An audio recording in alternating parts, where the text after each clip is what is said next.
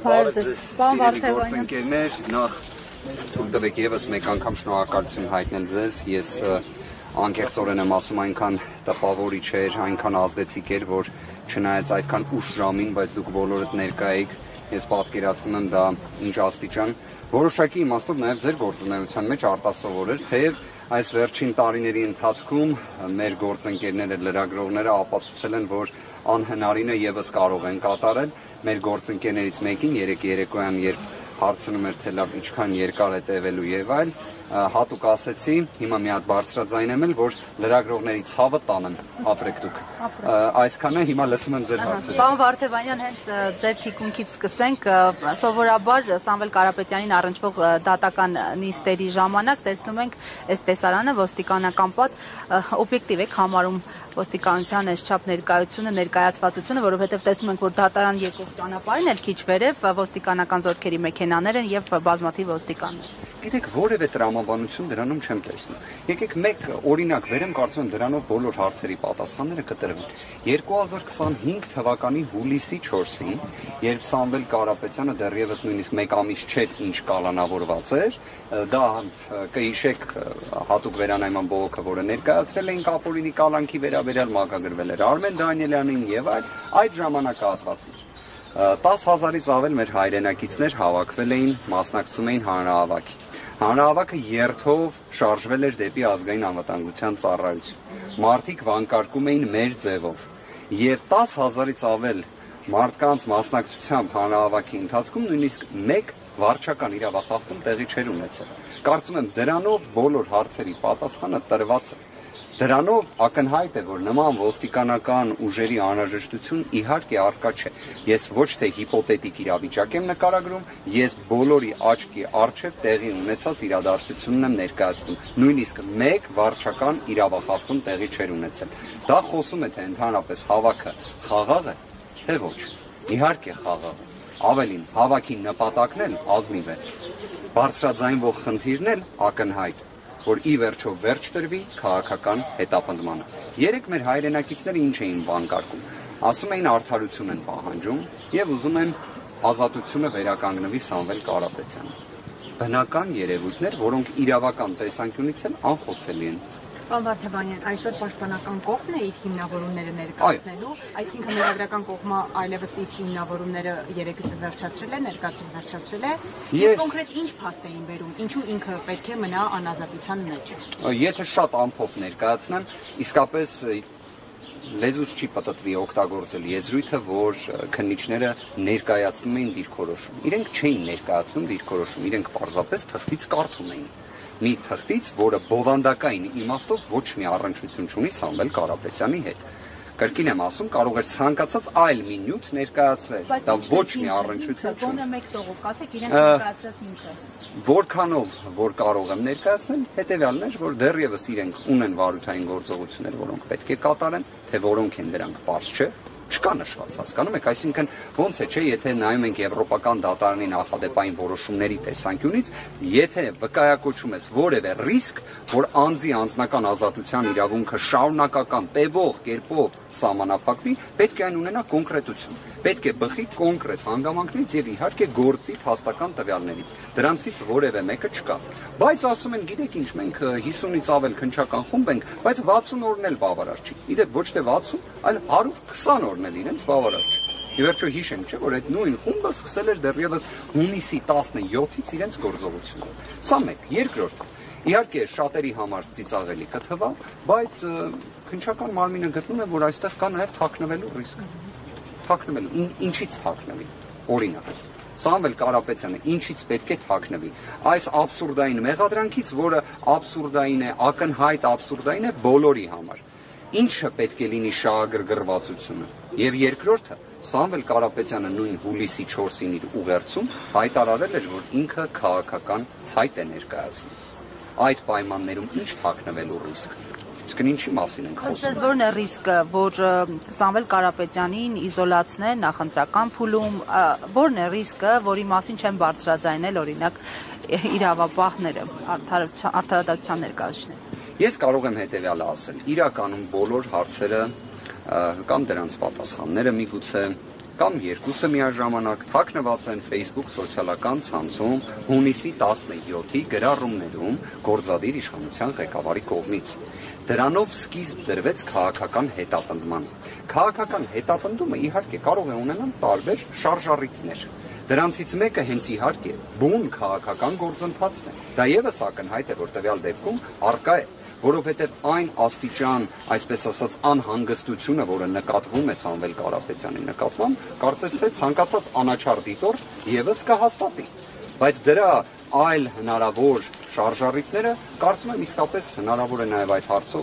հարցում ուղարկել ՀՀ կառավարություն ստանալ պատասխան։ Հնարավոր է բացահայտել։ Պաշտպանական թիմը ձեր հայտարարություն է տարածել դատավոր Վահե Դոլմազյանի վերաբերյալ, հետաքրքիր է արդյոք երեք Վահե Դոլմազյանը քննիչներին հարցեր ուղղել է, ինչ դիրքորոշում է ունեցել եւ նաեւ տեղեկություն տարածվեց, որ դատական նիստը հետաձգվել է Դոլմազյանի ինքնազգացողության վատթարացման պատճառով, դա արդյոք համապատասխանում է իրականությանը, թե։ Երկրորդ հարցադրման վերաբերյալ թույլ տվեք մասնագիտական որոշակի մոտեցումներից ելնելով ես ձեռնպահ մնամ պատասխանելուց։ Ինչ վերաբերում է առաջին հարցին, նիստը, եթե այսպես ասած զերծ պահենք թղթից կարդալու գործընթացը, որոշակի դինամիզմ ուներ իր մեջ։ Արդյոք դա հուսադրող է թե ոչ, դեռևս վաղ է դրա մասին խոսել։ Մենք բոլոր դեպքերում ցանկացած դատական նիստի ներկայանալով փորձում ենք կատարել հնարավոր առավելագույնը, աբսուրդը ընդգծելու եւ նաեւ հնարավոր իրավական, այսպես ասած, լուծումները ընդգծելու համար։ Մենք ինչ որ իմաստով գտնվում ենք մի, չգիտեմ, ոռոգայթի մեջ կամ մի անհասկանալի իրավիճակի մեջ, որտեղ մեր ակնկալիքը երևի թե տոկոսային հարաբերակցությամբ ասեմ 5-ից 10% իրավաբանությունն է։ Եթե 5-ից 10% իրավաբանություն, արդարադատություն, արդար դատաքննության իրավունք ապահովի, ապա քաղաքական հետապնդումը ոչ թե ամբողջությամբ կդադարեցվի, քանի որ քաղաքական հետապնդումը դա իրենից մի առանձին գործընթաց է ենթադրում, բայց առնվազն իրավունքների կոպտագույն խախտումները կարող են նվազել այդ 5-ից 10% իրավաբանության հնարավորության դեպքում, ամենայն պատասխանատվությամբ եմ ասում, որովհետև կարծում եմ Հայաստանի Հանրապետության ցանկացած մեր քաղաքացուն, որ հարց ուղղվի, թե ինչի համար է Սամվել Կարապետյանը շուրջ 4 ամիս անազատության մեջ, ապա բոլորի պատասխանն լինելու է, որ այստեղ իրավաբանություն առկա չէ։ Այդ հարցը ուղղվել է քաղաքացիներն էլ տարբեր լրատվամիջոցներով հնարավորություն ունեցել են պատասխանելու, iOS առումով ճիշտ է, քաղաքացիների մեծ մասը համակարծիք է ձեզ հետ, որ քաղաքական նկատառումներով է։ Պարոն Վարդևանյան, հենց այս համատեքստում, եթե այս միջնորդության, Սամվել Կարապետյանի կալանավորման համատեքստը բացառապես քաղաքական է, արդյոք իրավական լուծումները կաշխատեն, իրավաբանությունը կաշխատի եւ օրինակ ինչքան են ձեր շանսերը այս պահին։ Եկեք հետեւյալը նշենք, մենք իրականում գտնվում ենք մի անարդար գործընթացի մեջ։ Թեև այստեղ եզրույթը, որը պետք է օգտագործվի արդար դատաքննության իրավունքն է, բայց մենք գտնվում ենք անարդար պայմաններում։ Արդյոք, օրինակ ես կարող եմ վերել նախորդ դատական նիստը, որը տեղի ունեցավ 2025 թվականի օգոստոսի 14-ից 15 ժամանակահատվածում, ինձ համար որպես իրավաբանի դատական նիստը այնպիսի ընթացք էր ստացել, որ որևէ այլ ելք, քան ներկայացված միջնորդության մերժումներ, ես չէի տեսնում։ Իսկապես բոլոր դեպքերում արձանագրվեց, որ հիմնավոր կասկածը այդ աբսուրդային փողերի լվացման մեղադրանքի մասով չի հաստատվում, դա տեղի ունեցավ այս դատարանում, բայց դա կրկին դրսևորումն է նրա, որ մենք անարդար պայմաններում ենք գտնվում, քանի որ եթե այդ մասով հիմնավոր կասկածը չէր հաստատվում, առավել քան ողջամիտ էր, որ կալանքը վերացվեր կամ փոփոխվեր առնվազն։ Շանսերը կարող են հետևյալ կերպ նկարագրել։ Անարդար պրոցեսում ի վերջո միշտ թունելի վերջում լույսը երևում է։ Միշտ է այդպես։ Դա բոլոր դեպքերում իրավունքի էությունն է։ Ինչքան էլ դժվար է լինում, բայց ի վերջո գերակայում է։ Որովհետև իդեպ դարերի պատմությունն է դա ցույց տալիս։ Չի եղել մի ժամանակաշրջան, դուք կարող եք ուսումնասիրել բազմաթիվ մեծ ճանաչում ունեցող գործիչների ելույթները, Միշտ խոսվել է քաղաքական հետապնդումների մասին, անարդարության մասին, բայց միաժամանակ ստորակետ դնելով, որ ի վերջո արդար դատաքննության իրավունքը պետք է գերակայի, որ արդարությունը պետք է գերակայի եւ իրավունքը ընդհանրապես պետք է գերակայի։ Մենք այդ տրամաբանությամբ ենք մոտենում եւ ինչքան էլ ես նույնիսկ չեմ թաքցնի, որ հնարավոր է այս անարդար գործընթացները, այս քաղաքական հետապնդում ուղղված է նրան, որ նաեւ պարզապես մասնագիտական հանրույթի ներկայացուցիչները տվյալ դեպքում մեր պաշտպանական թիմը իսկապես հիասթափվի եւ որոշակի իմաստով նաեւ մենք մեր գործողություններում ունենանք որոշակի пассивություն, ճիշտ հակառակը։ Այս ամենից թե մեր միջնորդությունները, թե մեր գրությունները, թե մեր դիմումները, թե իրավունքների խախտման վերաբերյալ արձանագրումները միայն ավելանում են, բայց արդյոք դա է մեր շահագրգռվածությունը, ոչ հարգելի գործընկերներ։ Մենք իսկապես տվյալ իրավիճակում շահագրգռված ենք մեկ հանգամանքով, որ Հայաստանի Հանրապետությունում իրավունքները չեն կարող նման կերպ ոտնահարվել։ Մենք 21-րդ դարում ենք գտնվում եւ սա Հայաստանի Հանրապետությունն է, որը իսկապես պետք է լինի աշխարհի օրինակելի երկրներից մեկը, ոչ թե օրինակ տարբեր միջազգային զանգվածային լրատվության միջոցներ Հայաստանի մասին խոսեն, որ Forbes-ի ցուցակում գտնվող Հայաստանի Հանրապետության քաղաքացին 4 ամիս է ինչ գտնվում է անազատության մեջ ամենաինտենսիվ սահմանափակման պայմաններում, իսկ թե ինչի համար ոչ մեկ գաղափար չունի։ Հիմա ի վերջո բոլորը, վստահ եմ մեր հայրենակիցներից, լսել են Սամվել Կարապետյանի հունիսի 17-ի հարցազրույցը։ Ինչ կոչի մասին է խոսքը, ժողովուրդ ջան։ Մենք իդեպ այդ հարցը նորից բարձրաձայնում ենք, լավ, որն է, մեր ձևով արտահայտությունն է, ինչն է, եկեղեցու կողքը կանգնելն է, որն է էլի այդ բանալի բառը, որ վերածվում է կոչի։ Կոչը ի վերջո հիմա օրինակ տեսեք, մենք այստեղ ունենք լիքը մեր հայրենակիցների, չէ՞։ Հիմա եթե մենք օրինակ մեր հայրենակիցներին առաջարկենք X գործողություն, այդ դա նմանվում է կոչի, բայց ինքնին կոչը դեռ հանցանք չի։ Այդ կոչը պետք է ուղղված լինի կոնկրետ ինչ-որ մի ապօրինության։ Հիմա ենթադրենք 2018 թվականին բազմաթիվ կոչեր են հնչել այն ժամանակ ազգային ժողովի պատգամավոր Նիկոլ Փաշինյանի կողմից, որպես փողոցային շարժում սկսած անձի, այսպես ասած, կարգավիճակով, ինչի այդտեղ ամենը կոչ էր, այօրինակ երբ հնչում էր, որ կամ ես կլինեմ վարչապետ կամ Հայաստանի Հանրապետությունը վարչապետ չի ունենա, շատ նման է իդեպ իշխանությունը բռնությամբ զավթելու կամ սահմանադրական կարգը տապալելու կոչի, բայց ենթադրենք, որ եթե քաղաքական գործիչները չհաջողեն, մենք էլ մեր ձևով կմասնակցենք այդ գործընթացին, իդեպ 168-ի մեր գործընկերներն են, որ ներկա են, դուք վստահ եմ տեղյակ եք, որ մասնակցել արտահայտությունը գրվել էր միջամտել եւ որ մոտ չի եղել սկզբնաղբյուր կայքում է եղել հենց այստեղ առիթը կա պարզաբանելու սկզբնաղբյուր կայքում է եղել բոլոր լրատվականները նույն ձևով կոպի են արել բայց քանի որ 168-ը սիրելի լրատվամիջոց է եւ բոլորն են ընթերցում եւ օգտվել էին 168-ից բայց սկզբնաղբյուր աղբյուր կայքից է դուրս եկել ինֆորմացիան քիչ հանգամանք բացահայտեն ոչ միայն ընթերցում են, այլ նաև տվյալ դեպքում այս քրեական վարույթի նյութ է հանդիսանում հենց 168-ի կողմից հրապարակված հատվածը եւ ինչն է հետաքրքիր։ Ես ենթադրենք նայել եմ տեսանյութը եւ տեսել եմ, որ այնտեղ օգտագործվում է մասնակցել, ոչ թե միջամտել, չէ՞։ Պատկերացնում եք, որ օրինակ դատախազության եւ քննչականի գործընկերները դա չեն նայել։ Եւ ի սկզբանե նյութերը գնացել են միջամտելով։ Հիմա հարգելիներս, այս պարագայում հունիսի 17-ի Facebook-յան գրառումների հետ կապված ես օրինակ իսկապես հարց ունեմ։ Իսկ այդ գրառումները օրինակ զննվել են քննչական մարմնի կողմից։ Օրինակ իրենց հետաքրքիր չէ, ինչի համար է գործադիր իշխանության ղեկավարը միջամտել եզրույթը օգտագործում։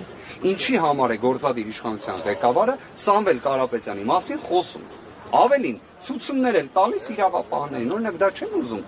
քննության առարկա դարձնել։ Իհարկե միգուցե հիմա էլ քննչական մարմինը կասի, որ հենց այդ գործողությունը պետք է անեն, ու Սամվել Կարապետյանը կարող է խոչընդոտել այդ գործողություններին։ Դե աբսուրդ ինչի՞ չէ, մի հատ էլ տենց աբսուրդ լինի։ Քանի որ ինքն էլ ասել էր մենք մեր ձևով կմիջամտենք։ Այ հետաքրքիր հանգամանք եք բարձրացնում։ Ես օրինակ սկսել էի Facebook-յան գրառումները զննելու մտքից, դուք ավելի առաջ գնացիք, որ ընդհանրապես հարցաքննելու հարց բարձրաձայնվեր։ Կարծում եմ նախաքննական մարմինը այսօրվա պայմաններում երբեք նման գործողություն չի կատարի։ Իսկ դուք որպես պաշտպանական կողմ օրինակ հնարավոր է որևէ փուլում միջնորդեք, որպեսզի Նիկոլ Փաշինյանը դատարանում հարձակվի։ Եկեք որևէ մի գործողություն չբացառենք այս փուլում, բայց ես առնվազն գիտեմ մի բան, որ այս քրեական վարույթի ամբողջ հարցերը, պատասխանները, ակունքը, առիթը, ընդհանրապես ամենը ինչ կատարվում է հենց հունիսի 17-ի այդ մի քանի Facebook-յան գրառումների մեջ են, որը ի դեպ,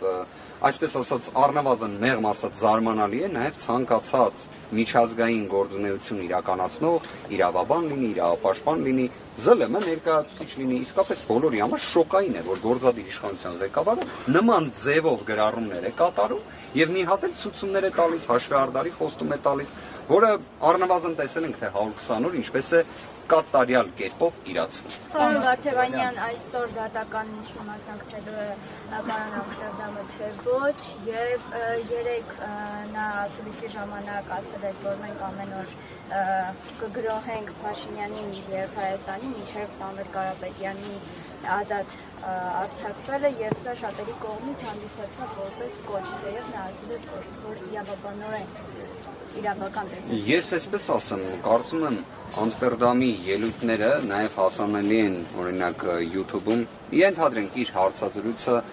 Տակեր Կարլսոնի հետ։ Հասանելի է YouTube-ում, դուք էլ կարող եք ուսումնասիրել, այնտեղ եւս բավականին սուր հռետորաբանություն է օգտագործում, բայց վստահ եղեք, համոզված եղեք, Հայաստանի Հանրապետությունը գրոհելու կամ նման եզրույթները, ես նույնիսկ կարծում եմ միգուցե թարգմանության խնդիր է եղել, որովհետև Ամստերդամի հետ խոսելու ընթացքում կարող եմ ասել վերջինս չափազանց տպավորված է Հայաստանի Հանրապետության թե բնակիչներով, թե Հայաստանի Հանրապետությունով, այլ հարց որ բնավ տպավորված չէ քաղաքական հետապնդումներով, սա այլ պատմություն է։ Բայց այդպիսի ձևակերպումների տեսանկյունից կարծում եմ դա որոշակի առումով կիսա ճշմարտություն է նման կերպ մեկնաբանելը։ Հավատացած եղեք, եթե հենց ուղիղ նման ձևակերպում լիներ, առաջին նախատողները կամ քննադատողները կամ դրա վերաբերյալ գնահատական տվողները լինելու ենք մենք, որովհետև ես առնվազն թե իմ գործընկերները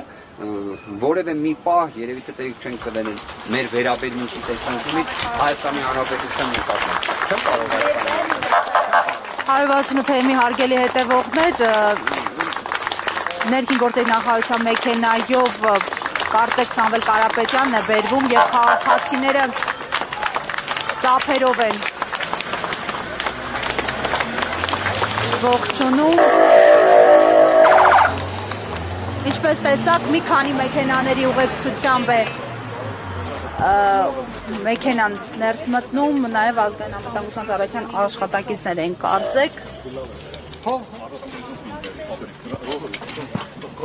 Ժորժ ջան, ձեզ շնորհակալություն, համբերություն, ասո։ Լավ նորություն։